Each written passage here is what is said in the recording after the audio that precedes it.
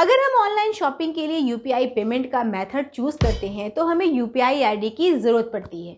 अगर हम अपना मोबाइल रिचार्ज करते हैं और यूपीआई से उसका पेमेंट करना चाहते हैं तो भी यूपीआई आईडी चाहिए। अगर हम एसआईपी या आईपीओ में ऑनलाइन इन्वेस्ट कर रहे होते हैं तो भी हमें यूपीआई आईडी चाहिए। और अगर हम किसी से पैसे मंगाना चाहते हैं तो भी अपना यूपीआई आईडी बताकर ही पैसे मंगा सकते हैं। दोस्तों, ये यूपीआई आईडी बड़े काम की चीज़ है। यूपीआई पेमेंट सिस्टम में इसका इम्पॉर्टेंट रोल होता है, लेकिन अक्सर लोगों को इसके बारे में अच्छी तरह से पता नहीं होता है।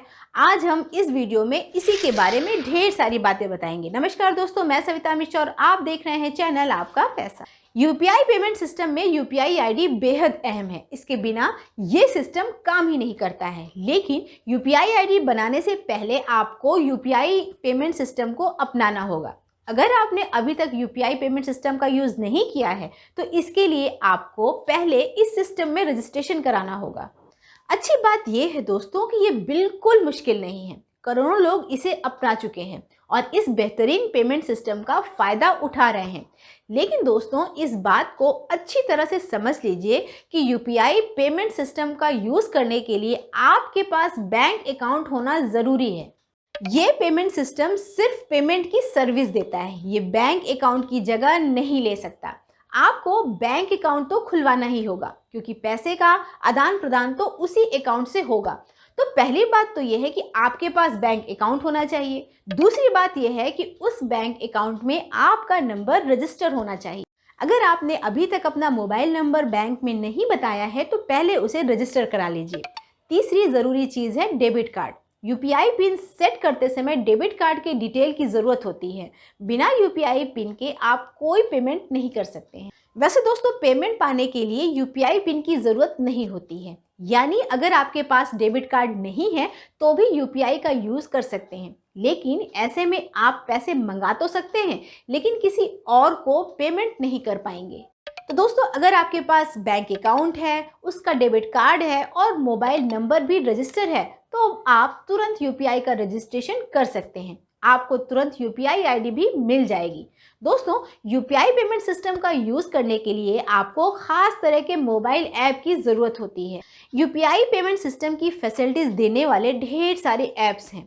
कई ऐप तो खुद बैंक के हैं, जैसे एसबीआई पे, आईसीआईसीआई पॉकेट वगैरह। लेकिन कई ऐप्स थर्ड पार्टी के हैं, जैसे फ़ोन पे, गूगल पे, अमेज़ॉन पे वगैरह। और आजकल यही थर्ड पार्टी वाले ऐप सबसे ज़्यादा पॉपुलर हैं। खैर, आप कोई भी यूपीआई ऐप डाउनलोड करके इंस्टॉल कर लीजिए। अब रजिस्ट्रेशन के वक्त आपसे लैंग्वेज चूज़ करने के लिए कहा जाएगा। इसके बाद आपसे मोबाइल नंबर वेरीफाई करने के लिए कहा जाता है।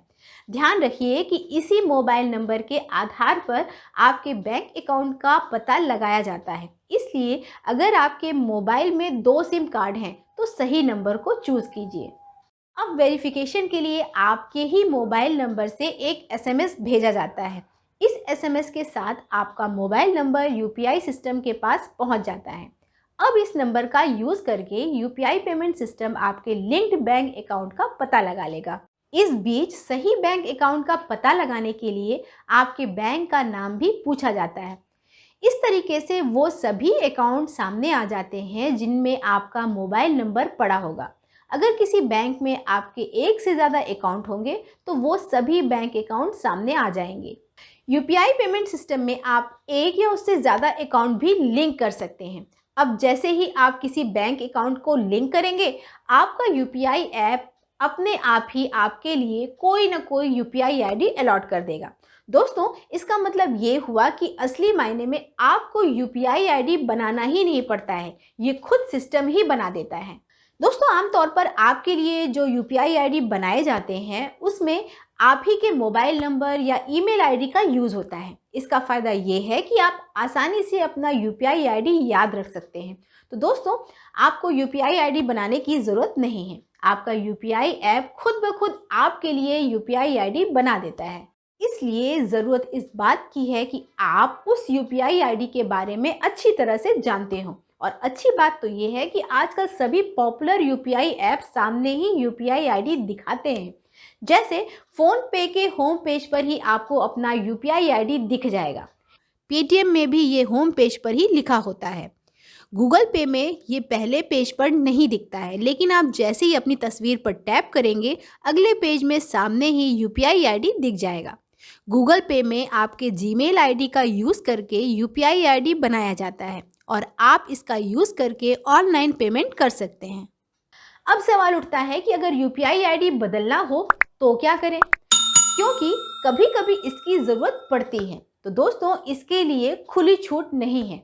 ज़्यादातर ऐप्स इसके लिए लिमिटेड फैसिलिटीज़ देते हैं। जैसे फ़ोन पे में आपको कुछ सजेस्टेड यूपीआई आईडी दिखेंगे, आप इसमें से कोई भी चूज़ कर सकते हैं।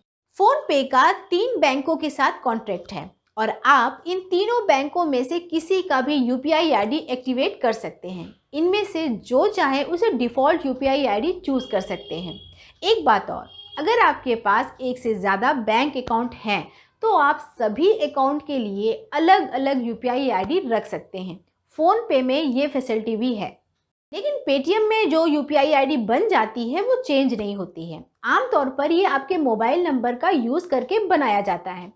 गूगल पे में भी यूपीआई आईडी चेंज करने के लिमिटेड ऑप्शन हैं, बस आप बैंक बदल सकते हैं। यहाँ पर आपके पास 4 बैंकों के यूपीआई आईडी लेने का ऑप्शन है, लेकिन यहाँ शुरू में वही कैरेक्टर्स होंगे जो आपके जीमेल आईडी में होते हैं। इसे आप नहीं बदल सकते हैं। गूगल पे में आप सभी 4 अवेलेबल यूपीआई आईडी एक्टिवेट कर सकते हैं या फिर किसी 3 को डीएक्टिवेट कर सकते हैं। पैसा लेने और देने के लिए कम से कम एक यूपीआई आईडी एक्टिवेट होना ज़रूरी है।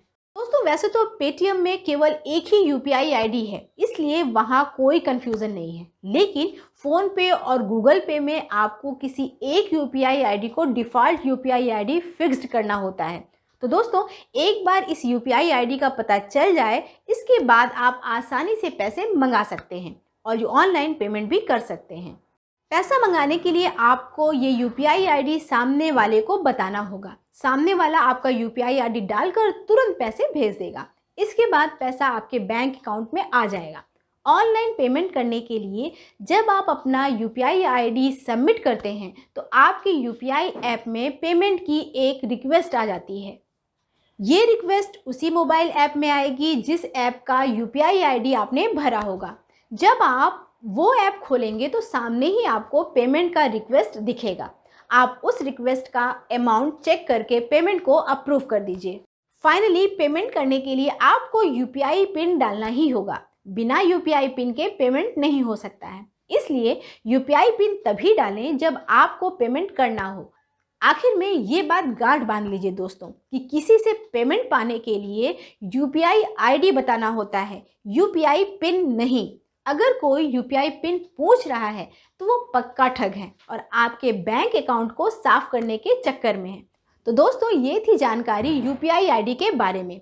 अगर आप और भी कुछ जानना चाहते हैं तो हमें कमेंट करके ज़रूर बताएं। अगर आपको ये वीडियो अच्छा लगा हो तो इसे लाइक करें, ज़्यादा से ज़्यादा शेयर करें और इस चैनल को ज़रूर सब्सक्राइब करें।